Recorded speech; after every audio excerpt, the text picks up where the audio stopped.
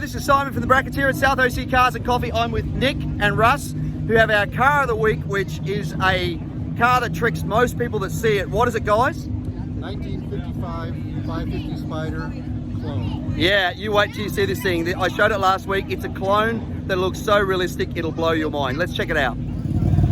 So we had this car here last week, and I at first glance thought it was the real deal, but I was skeptical because you don't see a lot of the original ones.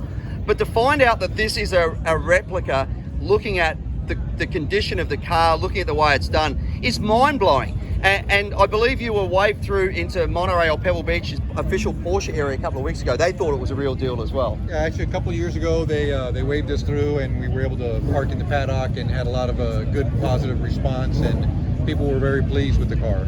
So there's a lot of little things about this car that I mean, you don't really notice it, but for example, the patina on the car isn't by accident, and you were saying you have a friend that actually works at Disney who was able to give it this distressed look that we've got here. Absolutely, yeah. We were trying to make it look period correct, as if the car had just been found or discovered, and we didn't want it to be overdone. Yep. So he managed to capture that essence with the paint, with the finish, with some of the aging of the components. All the badges, all the bright work was brand new. We had to bring it down, dull it, grind it, recoat it. I mean, the attention to detail, even the interior. I mean, what I love is just there's so many little areas that look distressed and look like this car is, 50 years, 60 years old. And yet that you've made it look that way is absolutely mind-blowing. I mean, the interior, for example, it just looks incredible. It looks aged. The leather straps look weathered. And even under here, just the condition of the metal piping. Did you use second-hand metal piping to give it that look, or did you? No, everything in this car is pretty much 100% new, and everything just had to be aged little by little. The handbrake, for example, we just put some uric acid on it and wet it, let it out in the sun, and it rusted up really quick.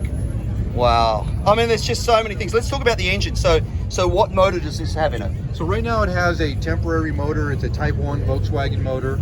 We just had a Type 4 Porsche motor built for it, twin plug. So we're going to be installing that hopefully in the next couple of months. Okay. Yeah. I mean, so and you're talking about putting this into production, correct?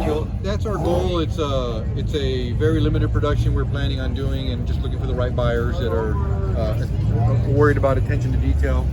So well, and the beauty of this car is if you buy this car, and then look at we're talking about the patina. Look at the way that's weathered along there. Just everything about it. I mean, you couldn't afford to drive this car on the road if it was an original car, and yet you can buy this thing and you can enjoy it as if it is an original car. 99% of people are going to think this is the real thing. So you've got all the benefits of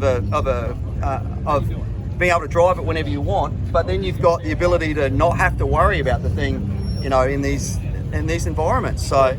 Absolutely. Well, the big benefit of this car is it looks like a $5 million original car, but it's not. Yeah. And we drive it up to Monterey. It's about 300 miles every year. Wow. 2 or 3 times, and really get to enjoy the experience of what this car was like back in the day on these bias-ply tires. Look at those. You got to grip that steering wheel and you got to drive this thing. It's a blast. I mean, it's so cool because you're experiencing what people did with the original car because it's so authentic.